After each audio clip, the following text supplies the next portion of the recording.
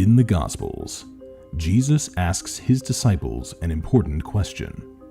Who do you say I am? Over 2,000 years later, this question continues to reverberate in the human heart. Some have only given this question a cursory thought. Others have spent years pondering the answer, searching the scriptures, and looking for evidence. This spring, Fiat Ministry Network and Patchwork Heart Ministry team with researchers and experts who have studied the Shroud of Turin to once again pose Christ's question to you. Who do you say I am?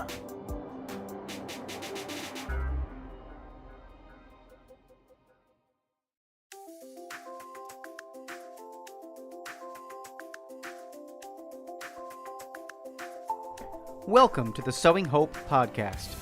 This is a show all about implanting hope in our hearts. I'm Bill Snyder, joined by my friend Ann DeSantis. We're glad you're here for our uplifting conversation about faith and how it sustains our hearts through all the seasons of life. Thanks for walking with us. Hello, everybody, and welcome to this episode of Sowing Hope. I am Bill Snyder. It's great to be with you. Thank you so much for joining us here on Patchwork Heart Ministry YouTube channel, Facebook, however you're finding us. We really do thank you for tuning in to the Patchwork Heart Ministry family of channels and media. You know, you can always head over to patchworkheartradio.org for more information about us. Send us an email, sowinghope, SEWING, at patchworkheart.org is our email. So check it out. And right now, though, we're in the middle of, I think it's smack dab in the middle of a episode or a series of episodes on Catholic parenting. I'm always joined by my good friend and co-host, Ann DeSantis. Ann, how are you? Doing great, Bill. I love this series, and it's good to be here with you again. It is. And yeah, we're in that age bracket. I think we said like 6 to 8, right? So that sweet spot of First Communion. Yes, we are. And I like the fact that with this series, and by the way, the name of this series is it's our parenting series, 10-part series with Sowing Hope podcast. So be sure that you listen to all those other episodes because we're up to episode 4. We spent quite a bit of time with the early life, didn't we, Bill? I mean, with infancy and toddlerhood and kindergarten. And now here we are at ages 6 to 8. And so I don't know about you, but when I hear that age bracket, I think of things like receiving their first reconciliation and their first communion. Yes. And so as a parent, it's a busy time. It really is. It's a busy time when you're preparing your child because for some parents who work or have other things going on, you know, a lot of times with church, there's meetings that you have to attend and just the preparation for your child. And then, of course, when your child is getting dressed up for First Communion, right? You need to prepare that way too. And that's an exciting thing is buying that First Communion outfit. So I don't know if Bill, you had any thoughts on these two sacraments and maybe what they meant to you growing up. Yeah. You know, I have a funny story about my first reconciliation that I'll share with you, which, you know, but they mean so much. I think that's something that, you know, is so important for us to touch on, and that they mean so much to us. And when I was preparing for first reconciliation and going to first reconciliation that night at my parish, you know, typically it's in the you know, winter or fall before you make your first communion a few months later in the spring, right around May, you know, kind of right around this time. And so when I was making my first reconciliation, I was the very last person in line. You know, you had the little group examination of conscience, and you had the you know, communal prayer, act of contrition, all that stuff. You did it together. And then you went into individual confession. I think that's called the, you know, rite 2, right? It's of the reconciliation. There's rite 1, which is just private. Then you have rite 2, which is you know, a communal penance service followed by individual confession of sins. And so here I am, the very last kid in line, and everybody else was gone, right? And the pastor of the parish, Father Ambrosi, comes over, and he's done hearing confessions, and there was another priest there hearing confessions as well, and he was new to the parish, Father Joe. And so Father Ambrosi comes over, and Father Ambrosi says, "I'll hear your confession." I said, "No." I looked at him square in the eye. I said, "No, I want that guy to hear hear my confession." and he was like, he looked at me, and my mom and my dad were like, "What?" No, I want the new guy. I'm waiting for the new guy. And so Father Ambrosi left and waited for Father Joe. And so Father Joe came all the way down off the altar. This was at St. Pat's in Malvern. He comes all the way down off the altar, and he goes, "You're the last one?" And I said, "Yes, I'm the last one." And he walked up with me. My parents are telling him how how I was waiting for him. But he was such a young, joyful priest at the time. He was right out of seminary, and all of that. He was a brand new baby priest and all those things. He had just been placed at our parish. And so, so I'll never forget that he laughed through my entire first confession, because he was chuckling that the pastor, the older priest, didn't hear the confession. I was waiting for him, so he was literally just laughing through my entire first confession, and there was so much joy, and I mean, I'll never forget it. Right, like to the point where I had run into him some years later. I was discerning priesthood and looking at stuff in the Philadelphia Archdiocese for that. And he and I were in the car alone. This was years later. I was a high schooler, and I said to him, "Father Joe, I just want to thank you." And he goes, "For what?" And I said, "My first confession was an amazing experience." And very quickly he said, "I can't remember that stuff." and I'm like, "Oh yeah, right." Like, he had heard thousands and thousands of confessions, right? But it was special to me, right? And so he was just like, "Oh wow, I'm so happy that was a good experience for you."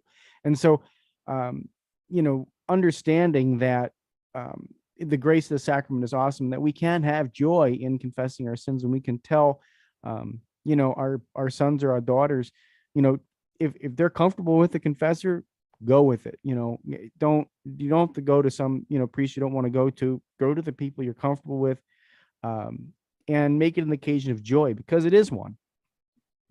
That's right. I love that story.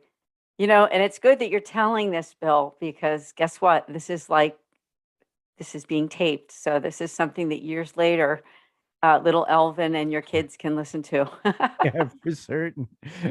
Right. That's good.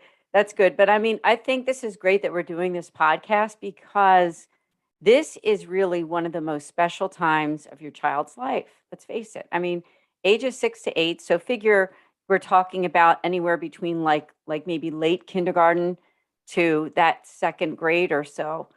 And even possibly for some kids, maybe even going into that third grade. And so they are really those sacramental stages. There are those stages of receiving the sacrament of penance and First Holy Communion. So just talking about preparing for the sacrament of penance, I would say that there's some wonderful resources online. And I know from even some of the authors that we've interviewed here on Sowing Hope with Perpetual Light Publishing too, and some others, just giving your child that knowledge to know, what is sin and how do I offend God, and so maybe this podcast is too short for us to unpack that completely, right, Bill? I mean, it might take us too long to go through all of that, but I would just say definitely check with your own parish, check online, and check with our friends at Perpetual Light Publishing who've written books about this for children and that age group. But in preparing for First Holy Communion, obviously, the biggest gift of our faith is just instilling in your child really that love of knowing and understanding that you're receiving Jesus, that body, blood, soul, and divinity. And for me, Now, of course, I've received communion quite a long time ago, right? Um, I remember that whole feeling, and also the actual receiving of Jesus on my first communion. And for me, I was very nervous because I really did believe, and I still do, that this was receiving Jesus. And I remember back then, of course, I received my communion back in the early 1970s, a long time ago, but there was no receiving on the hand at that time. So everyone had to receive communion for the first Holy Communion at that time on the tongue. Sure. I remember that whole idea and being taught that you weren't even supposed to like chew. It basically, the host was to be kind of like melt in your mouth to a point of, finally being careful not to actually, use your teeth when you were receiving, because this is Jesus. And it was like you were savoring that time that you were receiving.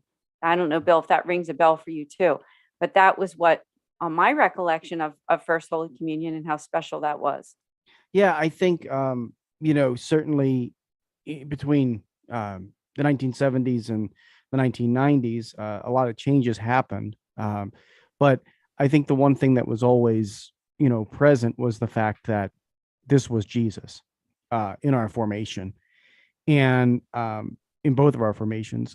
So while I mean, I have heard different things about chewing the host and all of that, um, but but the reverence in your heart is, I think, the most important thing, and being able to instill that and teach your child that, that is the most important thing that you can possibly do in life. Really, is give them a good centering on Eucharistic theology. Yes. And I think too, this is the time, ages 6 to 8, that it's not, it is obviously, it is all about penance and First Communion, but it's also a love of the sacramental life, right? It's the love of the beginning of that, because they don't remember their baptism. Right. So, but they will remember most likely their first penance and their first communion. Oh, And certainly. so, and it's also an introduction. I think it's a perfect time to teach them. And obviously, when your child is involved in catechesis at church, whether it be Catholic school or what we call CCD or prep class, whatever that is, we used to call it at my parish REC, which was religious education class. But learning the fact of those 7 sacraments, what they mean, and how, receiving that first communion won't be the last sacrament, right? That won't be the last sacrament that you'll receive. I pulled up an article also, I thought for all of you listening to check out. It's called 10 Ways to Prepare for Your First Communion. And it's from CatholicExchange.com. And they really do literally give 10 ways to prepare. And I'm just going to read through them and maybe make some comments here to give you help. Now, I think the article is written not only for children, but really for anyone receiving the First Communion. And the first thing it says is that one of the first ways is to prepare is just to have faith. And it says that faith, like a seed planted in the ground, may our faith grow, blossom, and flourish until we reach heaven. And simply teaching your child, right? Teaching your child that what they're doing isn't about just the party, right? It's not just about having that nice communion party or dinner or celebration or wearing the communion outfit or dress, but it's about celebrating your faith, because your faith is something that will carry you through your entire life. Next one is to appreciation of your faith. And it really is something to wonder and think about and teach your children that having an appreciation for the Holy Eucharist, right? Because as some of us know who are listening to this podcast, is not all Catholics believe in the real presence. And so having that appreciation and teaching your child the appreciation. Number 3 on this list of ways to prepare for your first communion is to clean house. And namely, that means making a good sacramental confession. And it says that the saints in the church teach us that the cleaner and more pure the soul, the more abundant the graces in receiving Holy Communion. And it says if you like a dirty glass pane, it prevents the sun from entering the room fully. Likewise, a dirtied or sullied soul will block the full and powerful presence of the Eucharistic Lord in his entirety from inundating the soul. And you can teach kids that too. Kids can be taught that we all sin, right? No matter what age. And I remember years ago, someone had said to me, who happened to be a relative of mine, had said that they didn't think that kids at that age sinned. And I think that's really something for us to think about, because when we look at the 10 commandments, they might not be sinning in terms of certain ones that we see, like maybe the 6th or the 9th commandment, but they certainly sin in their lives. I think we all do, in terms of just the way we relate to other people, disobeying mom and dad. I mean, so there are sins that they can do even at that young age. And Bill, I'm just reading here, as we know, this list of 10 ways to prepare for your communion. Maybe I'll just go down the rest of the list and we can talk about them. Is number 4, it says to come early. And I think what it's referring to in this article, meaning that when you go to Mass, after you receive that first communion, go to Mass early, get there early, and prepare yourself, right? It's sometimes when you walk into church and you got there just in the nick of time, you don't have too much time to think about the fact that you're going to be receiving the Eucharist. Number 5 on this list is reverence. And these are things we can teach our kids, right? To have that reverence in front of the Blessed Sacrament, teaching them also about maybe perpetual adoration and how they can visit an adoration chapel, and that's Jesus in the real presence as well. Number 6 is intentions. And that would be that to teach your kids that the parish priest usually has specific intentions in every Mass. And so that you can offer Mass for the person that the Mass is being said, but also in your own heart, right? You can offer that Mass when you're there for people that you know, and for the receiving of your communion when you receive it, for the conversion of sinners, for personal conversion. So these are all things that we can continue to teach our families and young children too. And then participate, right? We're teaching our kids that when they go to Mass, that they are a part of that Mass. They are participating. They're what we call assisting, right? Assisting at Mass. And so we're not called, it says in the article, to be passive observers as if it were a play, a show, or an opera. I know one priest at Mass one time said that it's not a show. And I do believe and totally agree with that statement. Just a few more here on the list here of ways to prepare. It says having a Marian heart is that you're inviting the Blessed Mother too, right? Blessed Mother is the mother of the Lord and our mother. And when we receive him, we can also pray to her too. We use that prayer of the rosary and our Hail Mary in order to get closer. And our yes and our amen is also an imitation of Mary, isn't it? When we say amen, we're imitating her too. The 9th on this list is Thanksgiving, teaching our kids that communion is a Thanksgiving. I mean, that word itself, right? The Eucharist is a Thanksgiving. It's a meal we're receiving. His body, blood, soul, and divinity, and that there's no greater gift that we can receive. And the last one on this list, I'm almost done here, number 10, ways to prepare for communion, is be a Eucharistic apostle. So once we receive the Eucharist, right, we're a disciple, we're an apostle with Christ, to telling others about what we've received, right? We become what we receive, aren't we?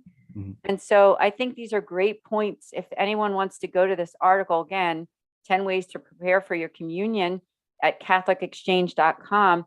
Bill, I didn't know if any of those spoke to you, any of those points. Oh, absolutely. I think that, first of all, that's a great list. And, we'll try and stick that down in the show notes for you folks, so you can click on that and, use it as a reference guide for you. I mean, there's so many great pointers all throughout that list. For me, I think there's something you kind of mentioned in the last one, that we're supposed to go.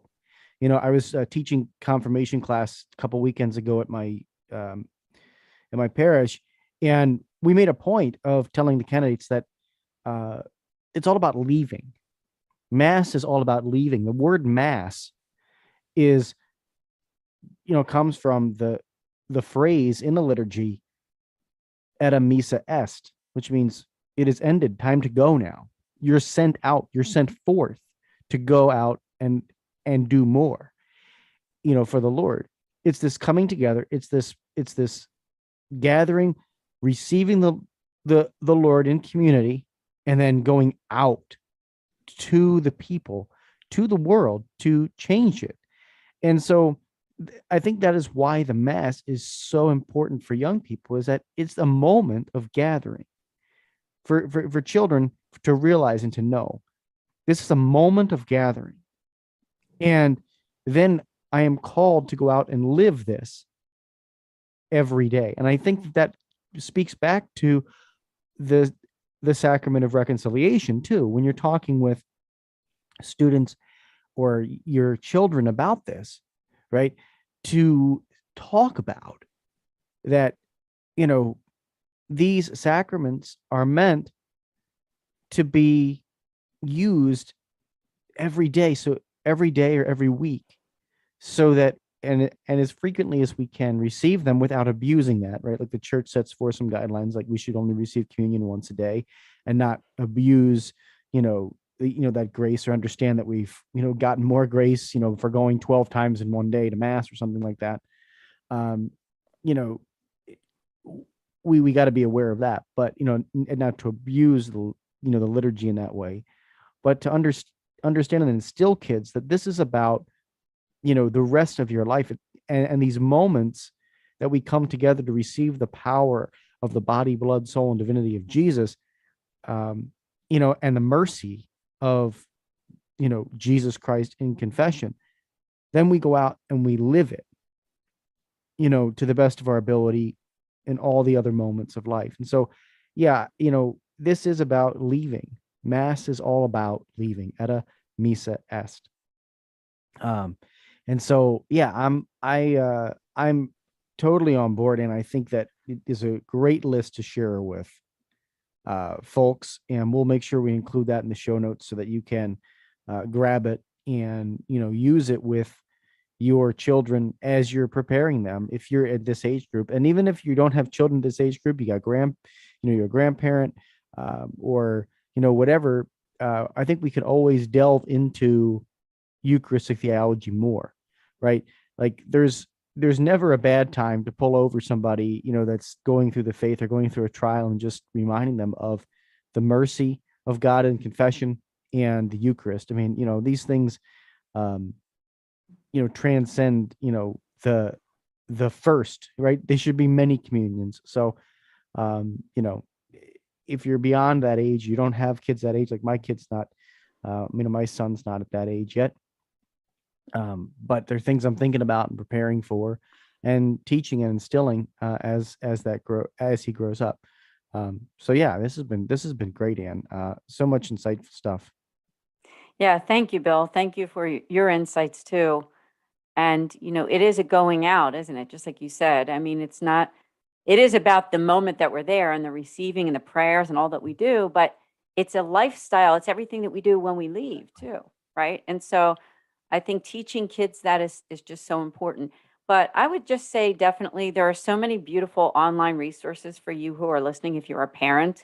And so, I think simply if you key in Catholic catechesis for First Communion or for penance, a lot of great things will pop up, but just, be careful the sources. But I think most of them are usually pretty good depending on where you go, especially if you can go to something like the United States Conference of Catholic Bishops, usccb.org. There's resources there on the sacramental life. And so it's just all very, very good. The one thing I want to say before we end, though, too, is that the one memory I have with preparing my own kids for communion is that depending on the family, now sometimes there's a celebration that goes with First Communion, and some families do it as something small with just the immediate family or with extended family, and some families do almost the big wedding kind of a thing, depending on your family and what you do. And I tried to teach my kids that when that was happening, we did somewhere in the middle. We didn't do just the immediate family, and we didn't do the big hoopla with 100 people or something. But I think no matter what, it's good to teach your kids that connect whatever kind of celebration you do. Make sure that it's connected with what just happened, because sometimes families get too carried away. They can get too carried away with those outward things, right? The beautiful First Communion dress for your daughter, or the nice white suit that your son has on, or the celebration, and pleasing grandmama, grandpop as they are inviting their friends there too, whatever, but I think just remembering what the celebration is all about, because, sometimes it can get a little carried away depending on the family, right, Bill? I don't know if you've ever heard of that before. But sometimes just centering it on what just happened and not so much all of the fancy stuff that goes in between too, Yeah. Oh, if that absolutely, makes man. sense. Yes. 100%. And I think one of the things that I mean, you also have two beautiful girls, and so of course, the dresses and all that stuff. I mean, I think you can probably speak to that, and you did a great job doing that. But Thank you. understanding that this party, if you're going to have a party afterward, probably doesn't need to include a bouncy house or a bunch of like it's not a birthday party, you know what I mean? And so at least in my opinion, as you said, kind of keep it in conformity with what we just celebrated, right? And it should be a beautiful, uplifting moment for your child. I remember at the party that I had for my first communion, I still have the ring my dad gave me. He gave me a gold ring with an S embroidered on it, right? And it obviously doesn't fit me anymore. My hands have grown much bigger than when I was 7, but I look at it and I'm able to give that to my son, now, and be able to pass that on to my son. So there's those moments of and it's blessed by the priest and all those things. So you're able to just kind of pass these things and traditions on. It's a good opportunity to buy your child first communion rosary, or it's a good opportunity to get them one of my friends has a real passion for getting the Roman Missal, right? Like they sell the Roman Missal that has all the readings of the day for each mass in it. And he said, buy that instead of the Bible, because if they're going to start going to mass, they're able to have all the scripture readings, all the prayers of the priest. They're able to follow along in the liturgy. Will they understand it at age 7? Probably not all the way. But man, when you turn, in your confirmation years or later in life, you open that book and you go, wow, I now have this treasure trove of all the readings at Mass. I have all the prayers. I have all the words. I can truly follow along and participate like we were talking about, right? Like this is a full, active, and conscious participation. And so, they're going to remember that day. They're going to remember what you pass on to them that day. And so, save the bouncy house for their next birthday. Yeah, good point. I just had to say that because I do remember that was sort of a thing, right? It was a thing that when I was preparing my kids, that was like, we didn't want it to become a secular celebration. We wanted to make sure that it was stayed of what it was, the celebration of the Holy Eucharist, and not, as you said, not a birthday party. Right. Absolutely. And so, right now, no, thank you, Bill. Thank you. This has been great. Yeah. Now, I want to say next podcast, we'll be doing ages 9 to 12. And of course, that will include preparing for and the sacrament of confirmation. And then we'll have a whole podcast on teenage years. So we got more to come, more great stuff. Yeah, absolutely. And actually, I think we'll probably cover confirmation twice, because it's incredible. And the Archdiocese of Philadelphia is one of the only dioceses that still does it at that age. And out here in Milwaukee, we're not allowed to confirm. Our bishop won't confirm anybody before the age of 16. So, okay. We'll do it in both then. So we'll do it in both. Preparation and also receiving. Yeah, absolutely. Because I think, there's some beauty in it. I received I received my confirmation when I was in 6th grade, much like, I was 11, 12, whatever. And then the kids I prepare for confirmation are 16. So it's a vastly different experience than what I grew up with. So it's certainly something that we'll cover in a couple different episodes. But folks, we really thank you for tuning in. As always, like, friend, follow us on social media, Sowing Hope or Hope Sowing on Instagram and Twitter. But we thank you. Thank you, Ann. It's always awesome to share the airwaves with you. You too, Bill. Looking forward to next time. Absolutely. All right, folks. Well, until next time, keep beating to your Catholic heart and sowing hope into those broken hearts. Thanks for listening to this episode of Sowing Hope on Patchwork Heart Radio. For more information about this podcast and our ministries, Visit our websites, patchworkheart.org and andesantis.com. You can also follow and interact with us on Twitter at PWH Ministry or Andy Santis 2.